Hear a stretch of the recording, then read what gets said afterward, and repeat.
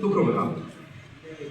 তাই এই গণ অভ্যুত্থান, জুলাই বিপ্লব বলি বা যাই বলি না কেন, এটা সংগঠিত করেছিল ছাত্ররা। ছাত্রদের তাজা রক্ত মাটিতে পড়ার পর এটা বেগবান হয়েছিল, তার কারণে সম্ভব হয়েছিল। আমাদের মতো চাকরিজীবী স্বার্থপর লোক ব্যবসায়িক দ্বারা কিন্তু সংগঠিত হয় নাই। তারা বিশ্বাসই করে নাই, তারা আশা ছাড়িয়ে দিয়েছিল বাংলাদেশের কোনো পরিবর্তন হবে, তারা কখনো কল্পনা করে নাই, কখনো কল্পনা করে নাই।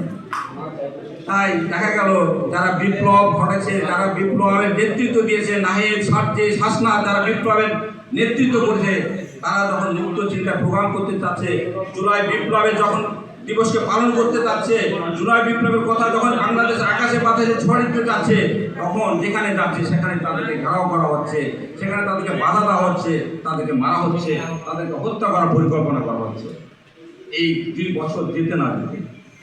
তাই আপনাদের কাছে প্রশ্ন করতে চাই, তারা দেশ কারা চালাচ্ছে, আবার হুন্ডা গুন্ডা মাস্তান কোথা থেকে আসলো, আবার হল ঘেরাও করতেছে, বিশ্ববিদ্যালয় হয়েছে কোথায় থেকে আসলো, আবার বাংলাদেশকে কন্ট্রোল করার জন্য অন্য একটি দেশ সাম্রাজ্যবাদ তা আবারও চক্রান্ত শুরু করে দিয়েছে।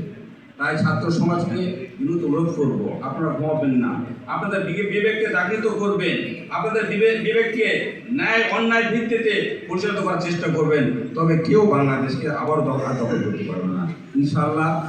আমি এটুকু বলেই শেষ করছি। আপনারা ভালো থাকেন, সুস্থ থাকেন, সজাগ থাকেন, এই বলে শেষ করছি। আপনাদের নাস্তার ব্যবস্থা আছে, সবাই নাস্তা নিয়ে যাবে।